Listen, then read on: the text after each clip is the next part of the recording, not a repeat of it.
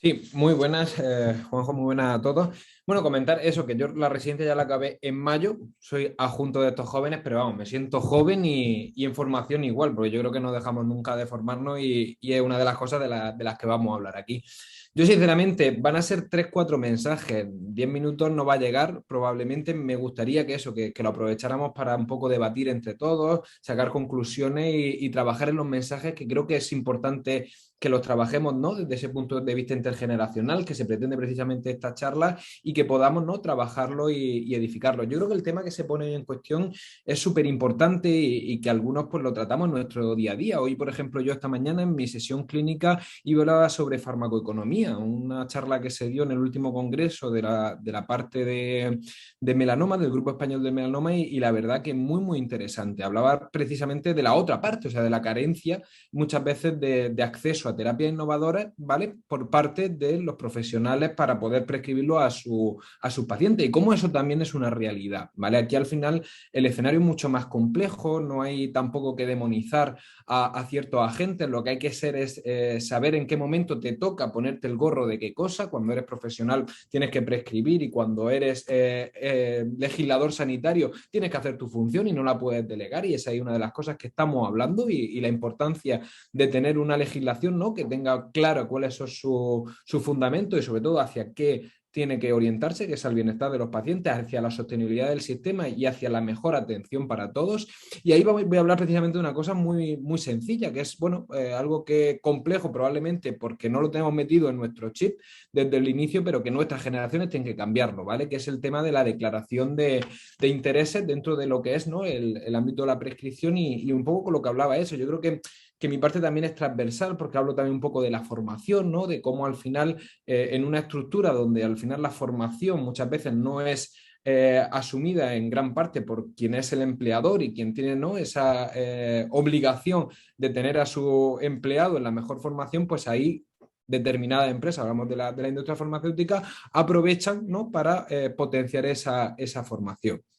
Claro, esto al final tiene un impacto a la hora de generar, ¿no? Esa posible prescripción posterior y al final el condicionar el ejercicio de la prescripción. Entonces, yo creo que un primer mensaje que tenemos que sacar de esta charla y de esta ponencia en específica mía es que, bueno, que es necesario trabajar activamente, ¿no? Y educar para la adecuada declaración de los conflictos de interés en el ámbito de la prescripción de los medicamentos. Está claro que lo que tenemos que hacer es ver desde el inicio cómo todas aquellas acciones que conlleven una implicación por parte de la industria, por parte de agentes terceros y que al final tengan en un objeto informar, formar para hacer una prescripción, tienen que pasar un filtro y tenemos que ser capaz de exponer qué es aquello que conflicto de tener. Por ejemplo, en los congresos europeos, en otros ámbitos internacionales, el tema de los conflictos de interés, bueno, la primera diapositiva que se suele poner en los congresos y una cosa así que pasa como el cometa Halley, una cosa rapidísima y una cosa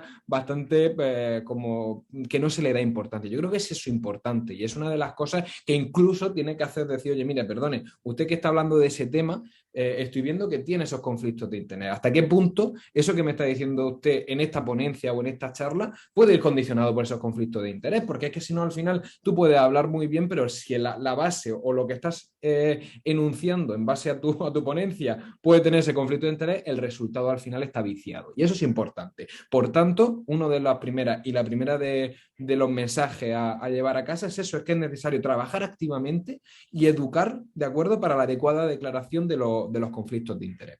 El segundo mensaje es que actualmente existe una regulación insuficiente en el ámbito de la declaración de los conflictos de interés y esto afecta, ¿no?, de manera importante la visión independiente que tiene que tener el profesional sanitario en el ejercicio de su profesión. O sea, señores, no estamos hablando de cualquier cosa, al final nosotros somos los proveedores de salud y aquellos en el último elemento, ¿no?, que tenemos ese contacto con el paciente. Lo que más tenemos nosotros, el ente que nosotros generamos es esa confianza con el paciente de acuerdo a la hora de seguir y mantener una relación que nos permita pues, ofrecerle un tratamiento y que el paciente se adhiera.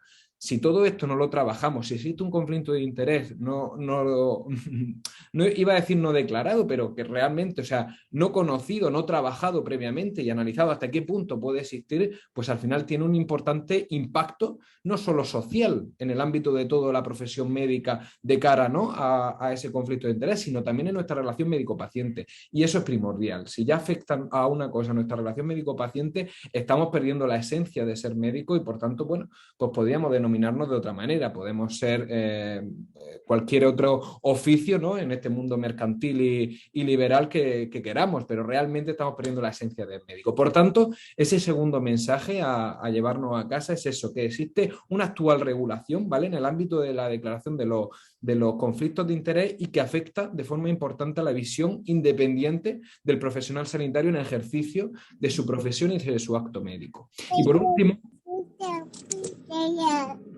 hoy está el bebé de Anaí. Bueno, continuamos. Entonces, y por último, lo que es importante es también que al final la propia declaración de los conflictos de interés es un ejercicio de ética personal y colectiva, que al final cuyo objetivo es empoderar, ¿no?, el rol prescriptor del médico. Por tanto, esa declaración de interés tiene que hacer, esa declaración de conflictos de interés tiene que hacerse bajo un prisma ético de hacer una introspección sobre nosotros, es decir, qué impacto tiene aquello que yo he recibido, aquello que yo estoy declarando sobre el ejercicio final que estoy haciendo. Por tanto, creo que es importante y que ese sería el tercer pilar fundamental sobre lo que quiero incidir. La declaración de los conflictos de interés como ejercicio de ética personal y colectiva para empoderarnos como profesionales médicos. Y bueno, yo no me quiero enrollar más, creo que es más importante que cada uno de nosotros podamos participar y bueno, encantado de ahora generar debate y participar del mismo.